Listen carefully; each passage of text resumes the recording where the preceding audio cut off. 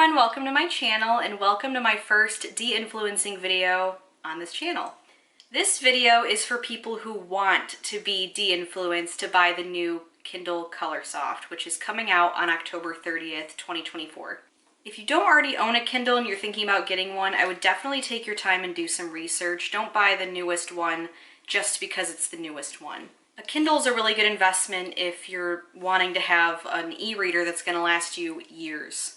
The Kindle I own is the Kindle 10th generation. I have the screen off, which is why it's just showing white. But this is the Kindle 10th generation from 2019, I believe, and it has 16 gigs. This retails for $110. After tax is $116.59. This was a gift from my sister, and my dog has chewed a little bit of it here. I removed a sticker and then put Goo Gone on the back and it kind of ruined it, but the Kindle itself works and it serves its purpose. So I personally don't feel like I need to go out and buy a new one. But I will say, the other day, my coworker, she was perusing on her phone, just kind of looking around on Amazon. She was like, oh my gosh, they're coming out with a new Kindle and it's gonna be color.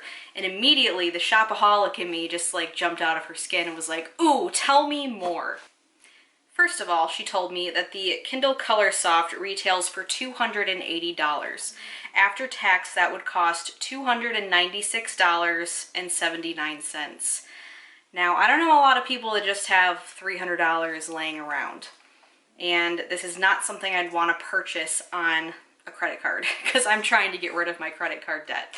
So after I kind of slowed down and really gave myself a chance to think about, okay, why do I want this Kindle Color Soft? Like, let's slow down and really think about what makes it so much better than the one I already have. Like, what can it do differently? The biggest and most obvious difference is that the Kindle Color Soft is in color. Now, just kind of a side note here, if you wanted it in color so bad, I don't know why you wouldn't just buy the Amazon Kindle Fire. Those retail from $70 to $220 depending on the kind of model that you get. So that has color and it has the ability to download apps like games and streaming services. My argument for that, and I'm sorry, I'm looking at my notes here, but my argument for that, for not wanting the Amazon Kindle Fire, is that it gives you a distraction, unlike a Kindle where like all you do on this is read a book. There is no option to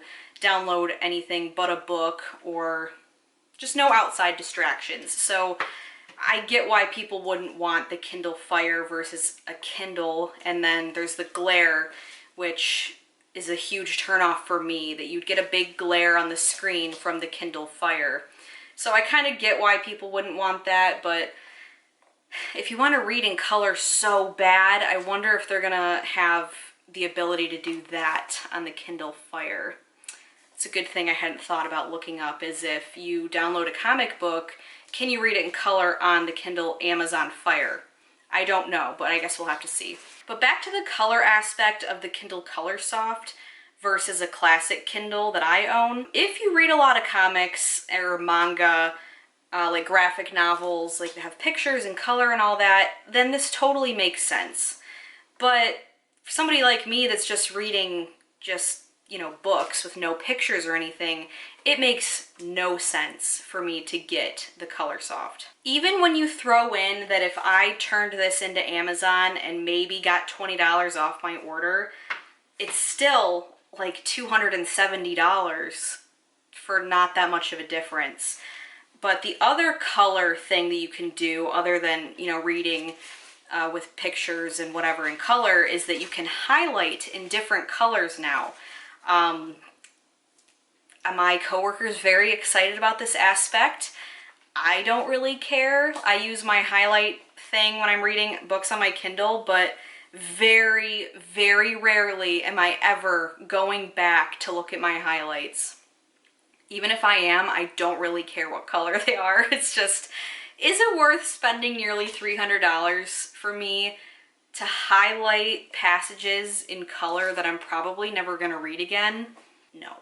And if you want to highlight in color that bad, I would just read on your Kindle app on your phone. There are differences aside the color aspect of it between a classic Kindle and the Color Soft, but I don't think any of them are life-changing, but let's go over some of those. So here are some differences between my Kindle and the Kindle Color Soft. The Kindle Color Soft has 32 gigs and this has 16. Now, I personally don't think I'll ever be able to fill 16 gigs worth of books in my Kindle.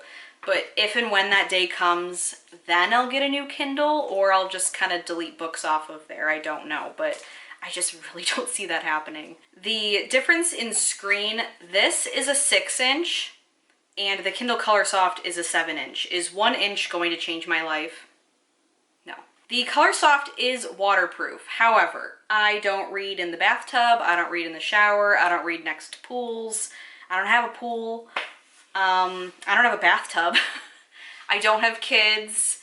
You know, just, I've never ever thought to myself, I wish my Kindle was waterproof. But there are some people that like will read on boats and stuff that maybe this would be a plus for you. Though I'm not sure it would help if it sunk to the bottom of a body of water. The Color Soft has auto adjusting light, which admittedly is very cool that it auto adjusts. But it takes me like 2 seconds to change the light on this and to like change the brightness. And I just don't think that spending nearly $300 for that aspect is worth it to me personally. As far as charging goes, the Color Soft claims to have up to 8 weeks of a charge. And it also has this cool like wireless charging dock, which I think that you can read while it's charging, which is pretty cool. Like it's just sitting up. That's awesome. But I'm pretty sure I can read while I'm charging my Kindle too. It's just attached to a cord and it's not that annoying.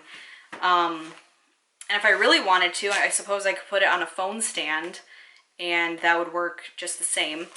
And then my Kindle has about 6 weeks of battery life. And battery life is relative depending on how much you're using your Kindle. Now I know I've not used my Kindle for like a month and it was just sitting in my car and it still had like a full charge, which is pretty cool, but yeah, it really just depends on how often you're using your Kindle. Let me know what you guys think in the comments below. Give me a like and subscribe, and I'll see you in my next video.